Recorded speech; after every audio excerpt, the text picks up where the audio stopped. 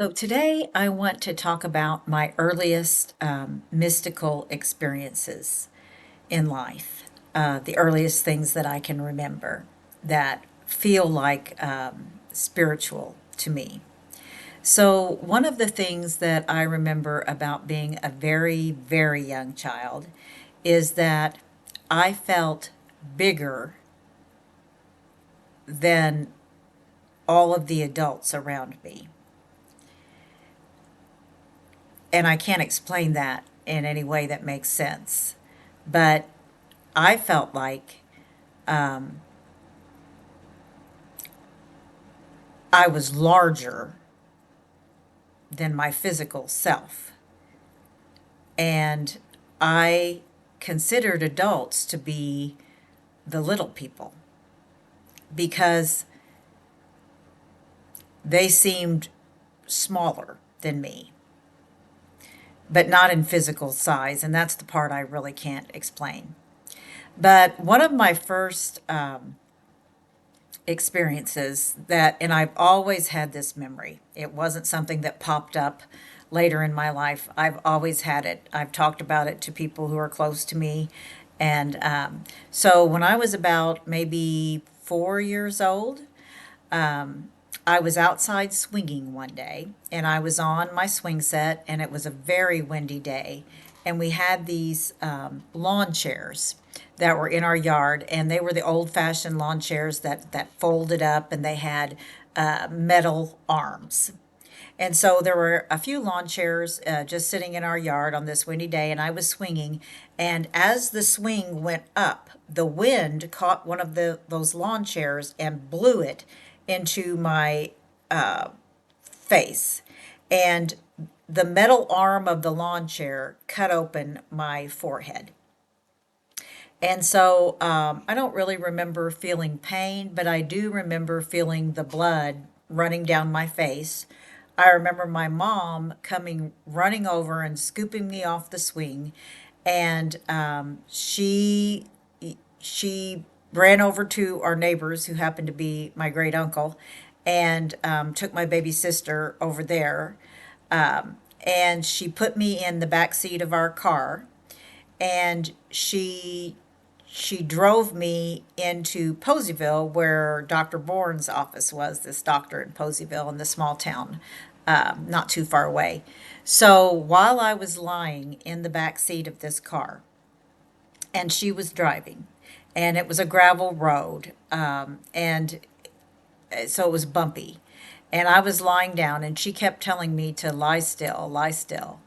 And I don't remember if I was crying or not, but I remember the taste of blood in my mouth. I remember the feel of it and the stickiness of it in my hair, and I kept putting my hand up to touch the blood, and I was scared, but I was aware that my mom was more scared than I was. And as soon as I realized that, I all of a sudden, I was in the front seat of the car, and I was driving the car, and I was having her emotions, her fear about me. I somehow connected to her. And I realized I realized that I could connect to other people's emotions, um, or at least their emotion of fear at that time. And it was a profound moment in my life. This feeling that I could travel outside of myself. And I don't know if you can see this scar. I've had this scar for years on my forehead, but now with all the lines since I've aged, you probably can't see it, but it just runs across the middle of my forehead, And every time when I would pray, and I was taught to pray in the name of the Father and of the Son and of the Holy Spirit, every time I touched that scar during my childhood, that memory would come back to me.